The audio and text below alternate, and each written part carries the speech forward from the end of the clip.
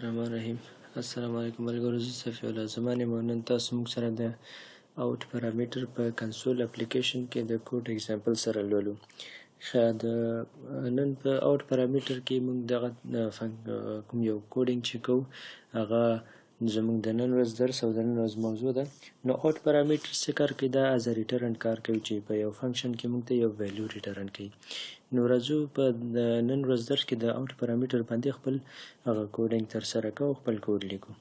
ښه، راځو خپل کوډینګ انوایرمنټ ته چې تېره ورځ کې کوم یو پروګرام چې موږ لیکلی او په ګوټو سټیټمنټ باندې راځو هغه تاسو لپاره کومنټ کوو، بل خپل نوی کوډ شروع کړو. د خیر سره دا کومنټ کړه او راځو خپل درس زه به دا زوم کوم چې تاسو دا کوډینګ ښه شفاف ښکاره شي.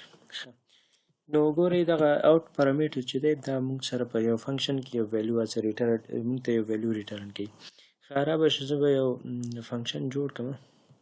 فنکشن به د مین څخه وروسته بره یا د مین څخه د باندې به جوړو، که هغه هم لاندې جوړ کړو که بره. بس راځو زه د مین څخه د باندې په بره سیکشن کې جوړوم. صحیح ده؟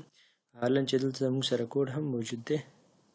سو زه به دا کوډ به اوکې دلته خپل فنکشن موږ جوړو. نو راځو لیکو چې پبلیک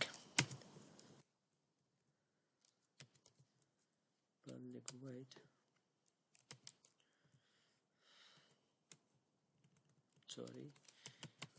وایډ او دې ته موږ نیم ورکوو. زه ورته وایم چې صحیح ده یو ان مې ورکړ او دې ته موږ چې اوټ پارامیټر دلته پاس کوو نو دې ته به یو ویریبل موږ هم اساین کوو او هغې ته به نوم هم ورکوو لکه ان په نوم باندې.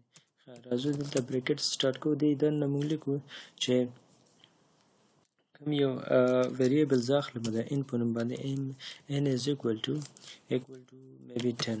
صحیح ده؟ 10 سره دا مساوي شو او دلته ورته وایم چې n is equal to n plus 10. صحیح ده؟ 10 ویلیو خو په n کې آلریډي موجود ده، نو ته به داسې وکړې چې دا n مساوي کړه د n پلس 10 سره، یعنې د دې ویلیو ماته ډبل کړه. صحیح ده؟ نو رابه شو اوس دلته کوم یو چې دغه فنکشن مونږ جوړ کړم، راځو دا مونږ دلته کال کوو ځان ته. نو دلته چې دی زه دننه په پبلیک سټیټیک وایډ مین کې راځم.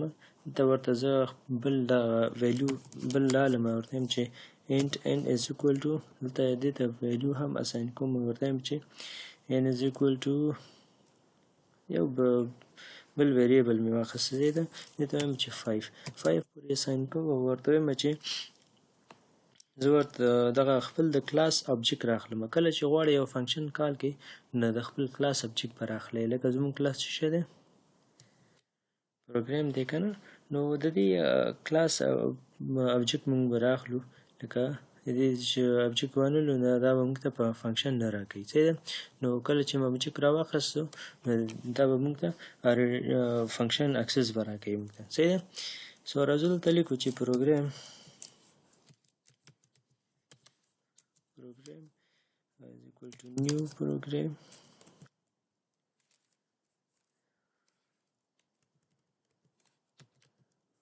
is equal to new program. صحیح ده؟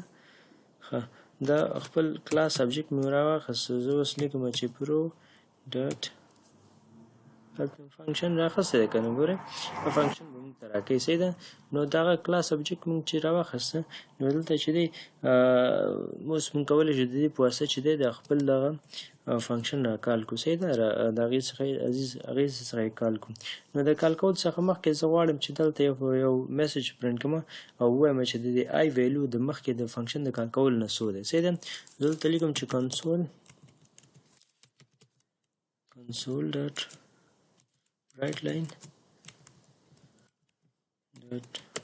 line دا فنکشن راخلم او دې کې زه ورته میسج لیکم چې before calling the function value یو داسې یو میسج ورته لیکم.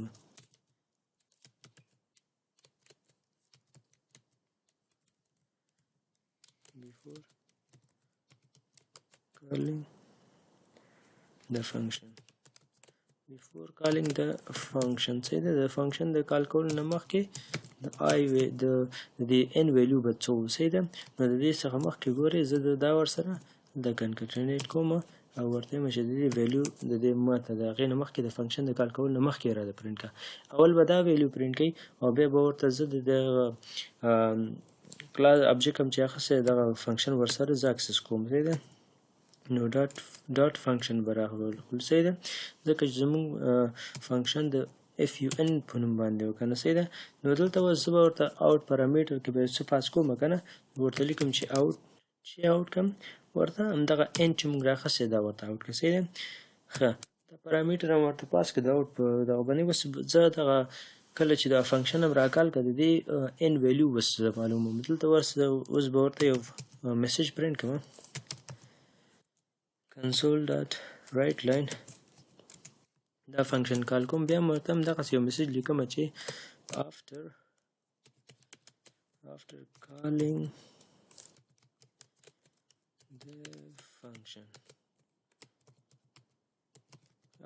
calling the function د فنکشن د کال کول نه وروسته د n ویلیو به څه شی وي صحیح ده دا زه ورسره دلته لیکم چې n صحیح ده او دا ورته زه اوس ورته پرنټ کوم صحیح ده نو دغلته دغه لاست کوډ چې موږ لیکلی دا د دې لپاره چې سکرین موږ سره ځای پر ځای پاتې شي راځو دغه کوډ بیا تاسو موږ تشریح کوو موږ فنکشن دلته لیکلی دی د مین څخه بره پبلیک وایډ د فنک په نوم باندې دی او دلته چې دی موږ اوټ پارامتر ورته پاس کړی دا اوټ پارامتر کې یو انټیجر ویلیو مې اخیستی د هغه n په نوم باندې نو اول ما ورته ویل چې n مساوي که د 10 سره بیا n مساوي که د n پلس 10 سره نو n کې چې د 10 ویلیو د 10 چې ورسره پلس شي دا نو د دې ویلیو به څو شي نو دا به راشو رن ټایم کې به وګورو صحیح ده چې کله زه دا رن کوم او تاسو ته وښیم چې د دې ویلیو څو ده اوکې راځو خپل کوډ زه چې کله دغه شو زه تاسو ته اوس وښیم صحیح ده ګورئ before calling the function د فنکشن د کال کولو نه مخکې د int ویلیو څه و د n ویلیو 5 دلته موږ ته 5 پرنټ کړه نو after calling the function د فنکشن د کال کولو نه وروسته د هغې ویلیو څو شو 20 شو که نه ځکه چې وګورئ دلته موږ ورته ویلیو اساین کړې وه